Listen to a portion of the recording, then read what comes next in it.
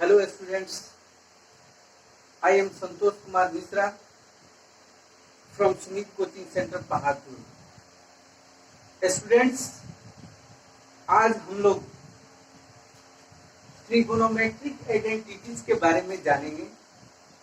इसी के ऊपर आज हम लोगों को चर्चा करनी है और इसको सीखनी है। तो इस ट्रिगोनोमेट्रिक आइडेंटिटीज यानी त्रिकोणमितीय सर्वसमीकाएं जो होती हैं, जिसका प्रयोग जो है हम लोग प्रूफ करने में करते हैं, सिद्ध करने में करते हैं, उसको जानने से पहले एक बार ट्रिगोनोमेट्रिक रेशियोज के बारे में जानते हैं। ये जिसको हिंदी में त्रिकोणमितीय अनुपात कहा जाता है। ये त्रिकोणमितीय अनुपात जो होता है वो कुल 6 होता है, जो आपको पिछले लेक्चर में हम बता चुके हैं। तो ये जो कुल 6 जो त्रिकोणमितीय अनुपात होता है समकोण त्रिभुज में, उन 6 त्रिकोणमितीय अनुपातों को साइन, कॉस, टेन, कॉट, सेक और कोसेक से निरूपित किया जाता है। तो आइए सबसे पहले इन त्रिकोणमितीय अनुपातों को देखते हैं।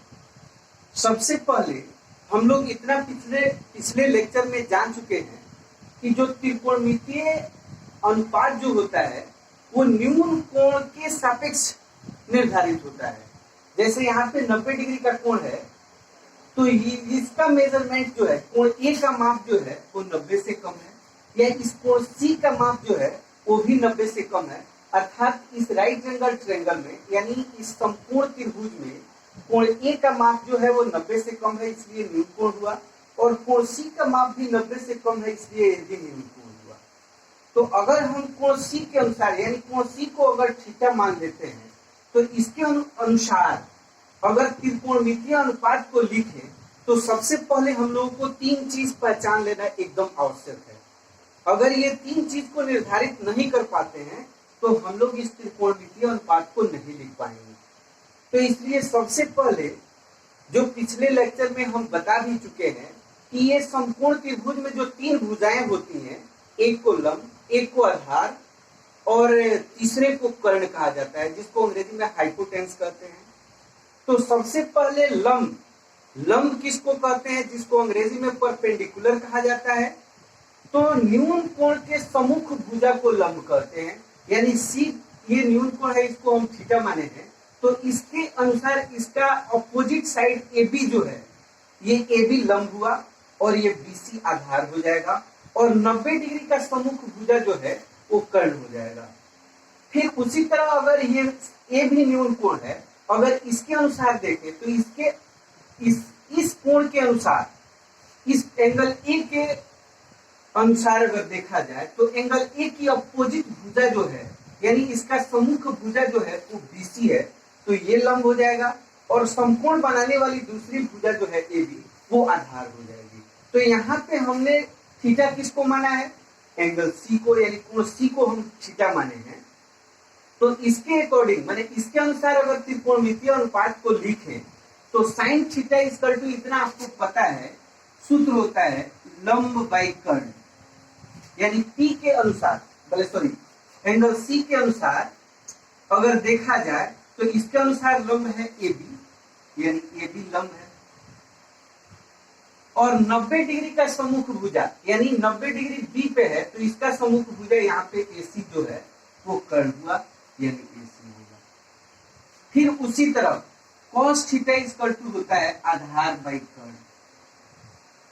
तो C के अनुसार, क्योंकि थीटा हम C को माने हैं, तो इसके अनुसार AB लंब है, तो आधार कौन सा है, BC, यानी इसको हम लिख सकते हैं BC। और कर्ण कौन सा है, AC, क्योंकि कर्ण नहीं बदलता है। ठीक उसी तरह अगले त्रिकोणमितीय अनुपात को देखते हैं तो tan थीटा बराबर होता है लंब बटा आधार, यानी उसी तरह थीटा के अनुसार लंब कौन सा है, AB, और आधार कौन सा है, BC, तो BC लिख देंगे।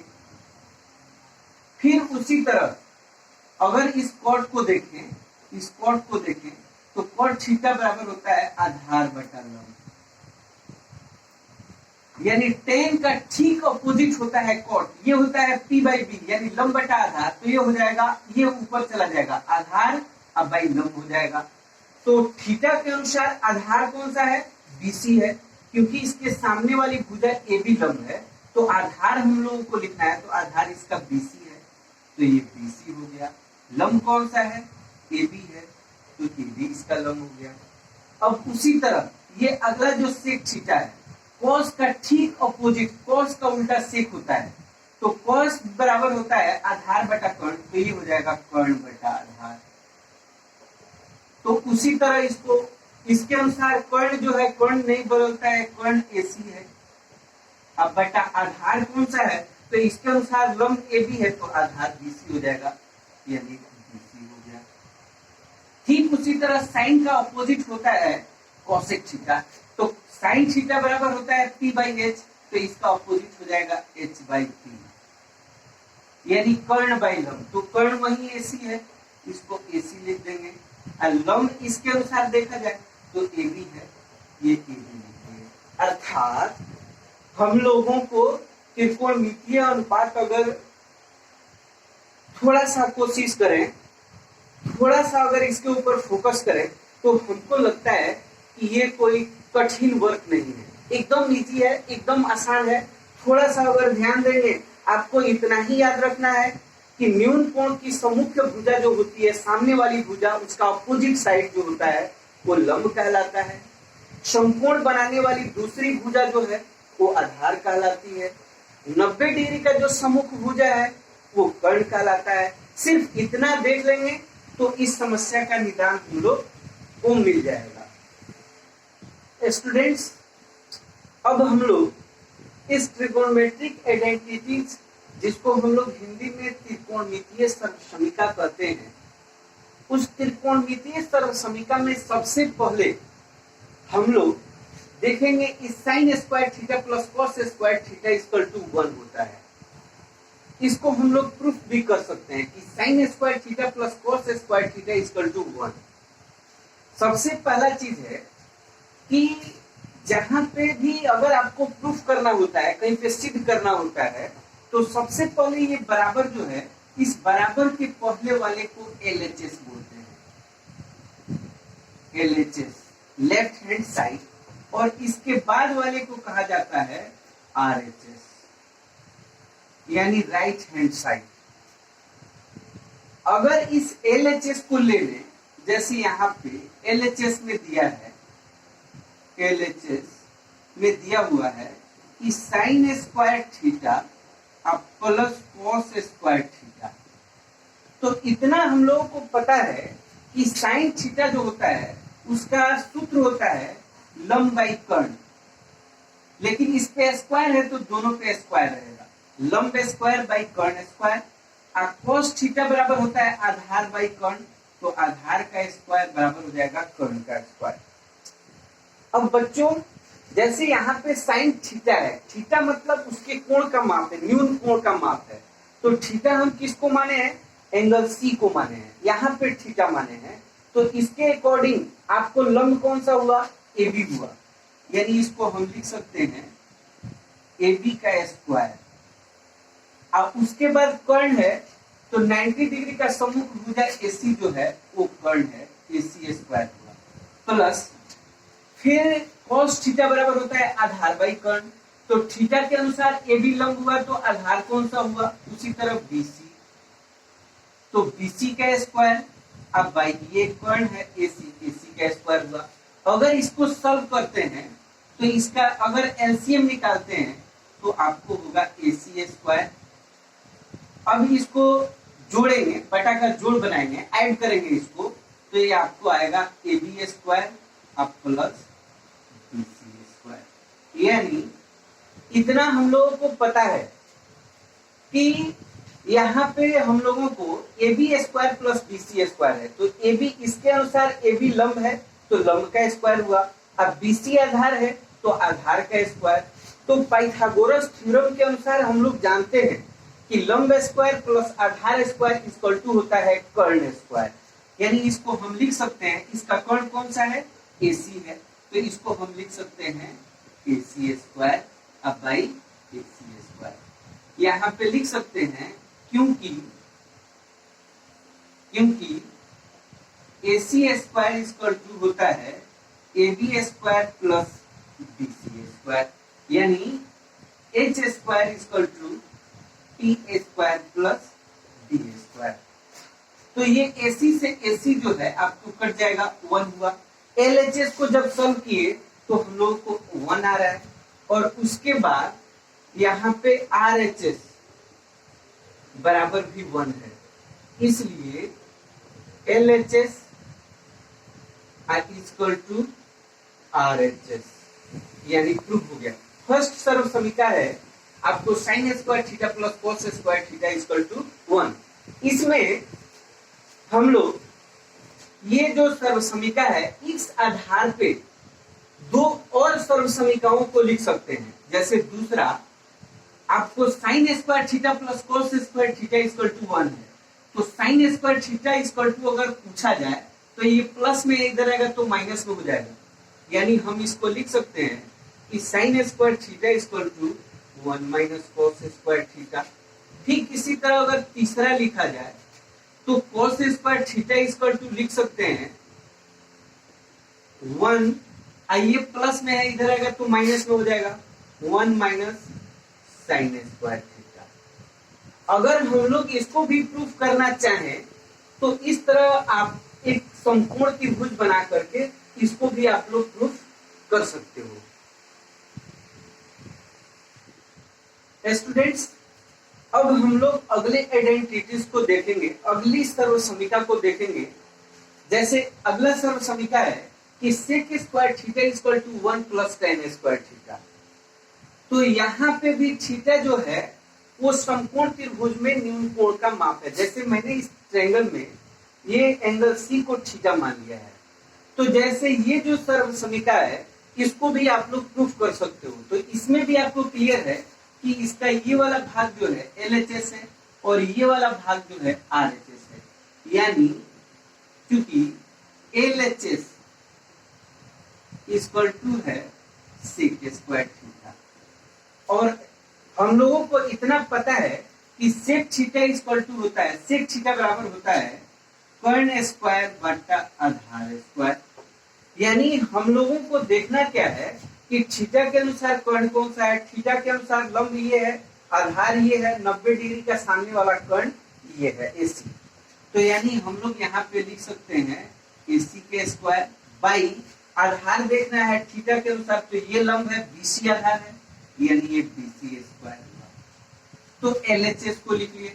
फिर आपको यहाँ पे दिखाई दे रहा है कि RHS इक्वल टू है 1 प्लस टेन स्क्वायर थीटा, यानी 1 प्लस टेन स्क्वायर थीटा, यानी टेन थीटा बराबर होता है लंब बटा आधार,